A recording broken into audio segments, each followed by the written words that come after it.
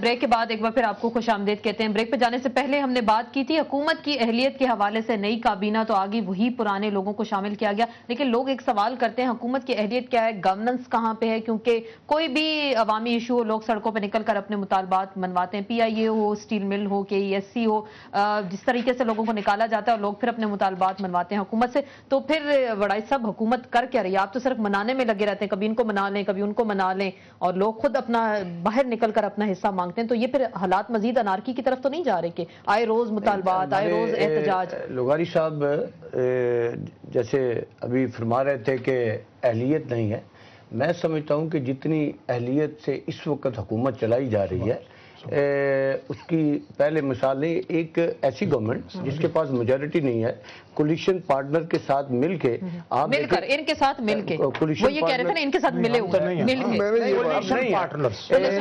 ہم نے بڑے بڑے کام کیے ہیں. ہم نے این ایف سی ایوارڈ جو سب سے بڑا 10 سال جنرل پرویز مشرف نہیں مل کے, یہ گورنمنٹ کی اہلیت ہے.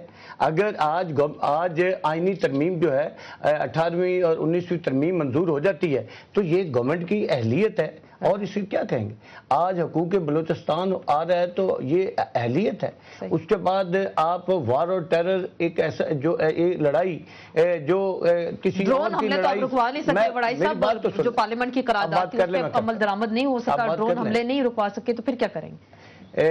ہم نے تھرو پارلیمنٹ تمام ملک کی سیاسی جماعتوں کو ایٹ بورڈ لے کے وہ لڑائی جو پاکستان کی لڑائی اور پاکستان کی سالمیت اور امن کے لیے, اور اس کا نتیجہ آپ نے دیکھا کہ سوات اور مالاکان ڈویژن میں جو کامیابیاں ہوئیں, تو یہ پاکستان موجودہ حکومت کی اہلیت ہے. آج اگر فرینڈز آف پاکستان کے نام سے فورم بنے ہیں, آج اگر duty free trade access Europe میں ملی ہے, جو کہ پاکستان کا پچھلے 30 سال سے مطالبہ تھا, کوئی حکومت ایسا نہ کر سکی, لیکن موجودہ گورنمنٹ نے یورپ میں یورپین یونین میں ٹریڈ فری جو ڈیوٹی فری ٹریڈ اسیس جو دلوائی ہے, معاہدہ ہوا ہے, یہ اہلیت ہے.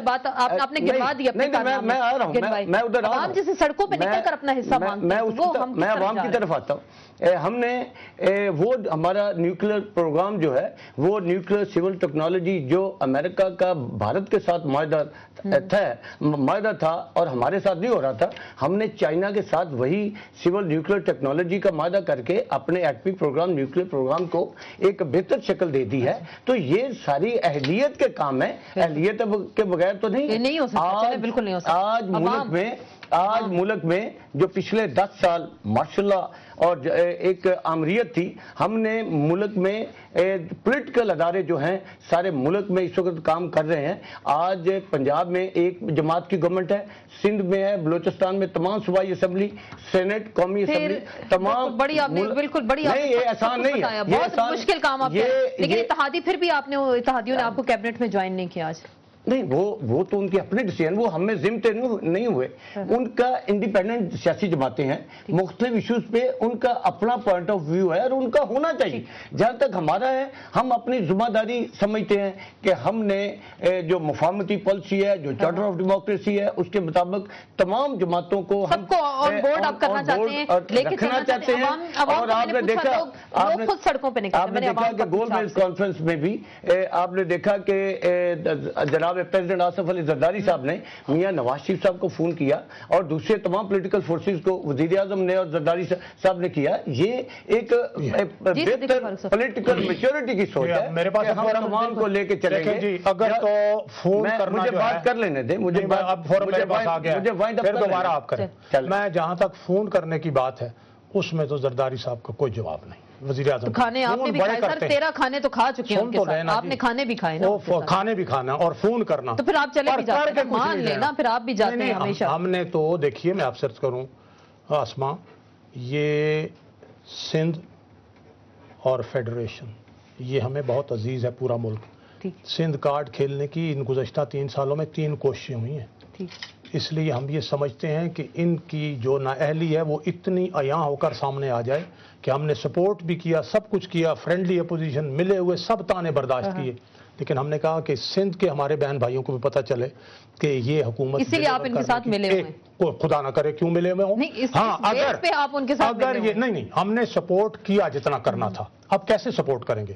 اچھا دوسری بات یہ ہے جی، انہوں نے کہا جی کہ انہوں نے گنوا دیے کہ جی NFC ایوارڈ اور 18ویں ترمیم، انہوں نے 2 سال پرویز مشرف کے اختیارات اپنے پاس رکھے وہ آمرانہ، اس کے بعد جا کے یہ ہمارا مطالبہ مانا، جبکہ نواز شریف صاحب اقتدار میں آئے 17 فروری 97 کو، 25 کو کابینہ بنی اور 1 اپریل کو بے نظیر بھٹو کو ساتھ ملا کے 35 دن میں انہوں نے 8ویں سے لے کے 12ویں ترمیم ختم کر کے آئین بحال کر دیا۔ ایک دوسری بات یہ تھی کہ انہوں نے پانی کی تقسیم کا 70 سالہ پرانا مسئلہ حل کیا، جو آج بھی سندھ والے کہتے ہیں وہی مسئلہ ٹھیک ہے۔ چلیں یہ کارنامے گننے پہ لگے تو پھر تو ہمارا پروگرام اسی پہ ختم کرتا ہوں اس کو۔ میں یہ عرض کروں گا، عوام کا پوچھا تھا نا، ٹھیک ہے یہ بنانے میں لگے رہتے ہیں، یہ ٹیلی فون میں لگے رہتے ہیں، فرینڈز آف پاکستان انہوں نے کہا، مجھے یہ بتائیں کہ فرینڈز آف پاکستان نے دیا کیا پاکستان کو؟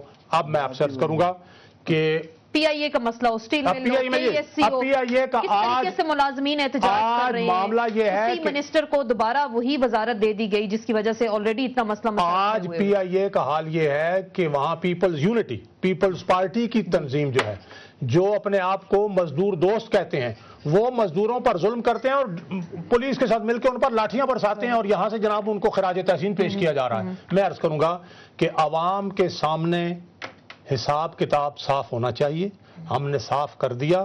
یہ جا کے یہ نہ کہیں کہ جی ہمیں تو مدت نہیں پوری کرنے دی، بھائی آپ نے 3 سال میں جو تیر مارے ہیں اب اور کیا کریں گے؟ آپ کو 45 دن کی مہلت دی، حالات نظر نہیں آتے، اس کے بعد اب وقت آ گیا ہے۔ میں ریپیٹ کروں گا کہ جب میرے قائد نے یہ کہہ دیا ہے کہ یہ 45 دن ختم ہونے جو اب ختم ہونے والے ہیں، زیادہ نہیں ہے، 10-12 دن رہ گئے ہیں، ہم انشاءاللہ العزیز عوام کو مایوس نہیں کریں گے اور ہم دنیا پر ثابت کر دیں گے۔ یہ تو اللہ تعالیٰ نے اگر مہربانی کی تو آئیں گے، اور عوام نے 62% میں تو سر پنجاب میں تو آپ تبدیلی لا نہیں سکتے، تو پھر کیا کریں گے؟ کیا مطلب؟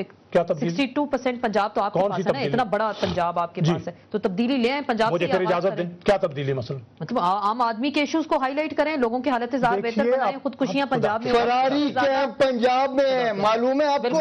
ڈیرہ غازی خان ضلع کے اندر اس وقت 2 فراری کیمپ ہیں۔ اچھا میں یہ بلوچستان کی بات میں نہیں کر رہا، میں پنجاب کی بات کر رہا ہوں۔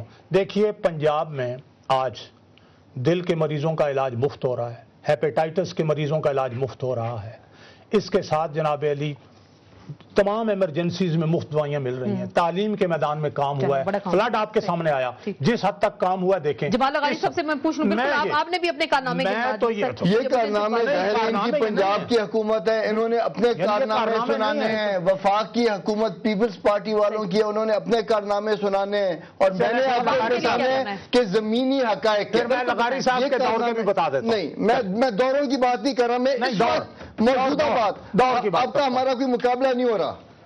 آپ نے، پیپلز پارٹی نے اور ہم سب نے مل کے عوام کی فلاح و بہبود کے لیے بھی کچھ کرنا ہے کہ جہاں پہ ٹاک شوز کے اندر کارناموں کی داستان ہے، یہاں تو یہی بات کر رہے ہیں، یہاں پہ بچے بک رہے ہیں۔ کون سے دور میں بچے پہلے بکے؟ آسماں سندھ کے اندر غربت سے تنگ آ کے لوگ اپنا ایک بچہ نہیں بیچتے، اور 5 بچوں کو ایک ریڑے کے اوپر آ کے کہتے ہیں کہ ہم سب یہ سارے 5 بچے ہمیں پیارے ہیں، ہم لوگ چاہتے ہیں کہ ان بچوں کو کھانا ملے، ان بچوں کو یہ لوگ کیوں بیچنے دے رہے ہیں؟ کیا ان لوگوں نے کیا وہاں کے سندھ کے عوام کی خاطر؟